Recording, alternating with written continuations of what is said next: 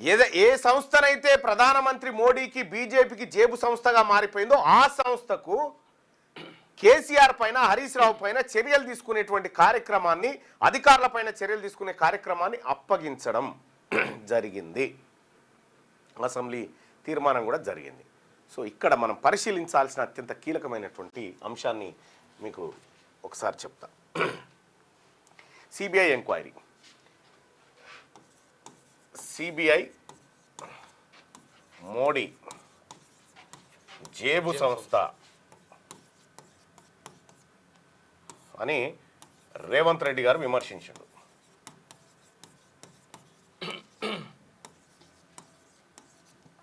మళ్ళీ అదే సిబిఐకి దీనిపైన విచారణ చేపట్టాల్సిందిగా ఆదేశాలు ఇచ్చారు రాష్ట్ర ప్రభుత్వం. ఏంది దీని వెనకాల మతలబు? దీన్ని మనం ఏమనుకుంటున్నామంటే సాధారణంగా ఇక సిబిఐ అంటే రాష్ట్రం చేతుల్లోంచి తెలంగాణ రాష్ట్రం రేవంత్ రెడ్డి చేతుల్లోంచి బీజేపీ చేతుల్లోకి కేసీఆర్, హరీష్ రావు, కాళేశ్వరం భవిష్యత్తు వెళ్ళిపోయింది. కేసీఆర్, హరీష్ రావు, ఆ తర్వాత ఆ కాళేశ్వరం అవినీతిలో పాల్గొన్న వారందరి భవిష్యత్తు అక్కడికి వెళ్ళిపోయింది.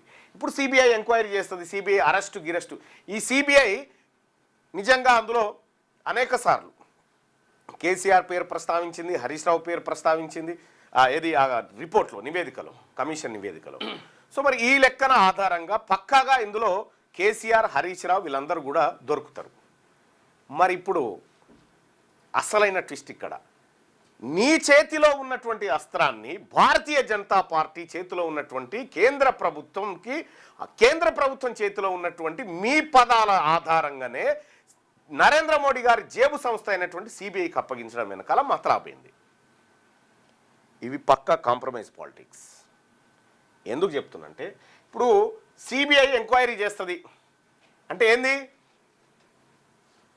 కేసీఆర్ గారు హరీష్ రావు గారి పిలకలు తీసుకుపోయి నరేంద్ర మోడీ గారికి ఇచ్చిండు. ఇక నీకు నచ్చినప్పుడు గుంజుకో, నీకు నచ్చినప్పుడు జర్ర లొలిపెట్టినప్పుడు ఇట్లా గుంజినట్టు చేయి అని వీళ్ళ పిలకలు వాళ్ళకి ఇచ్చిండు. రైట్? వీళ్ళ పిలకలు వాళ్ళకి ఇచ్చిన తర్వాత జరిగే పరిణామం ఏంది?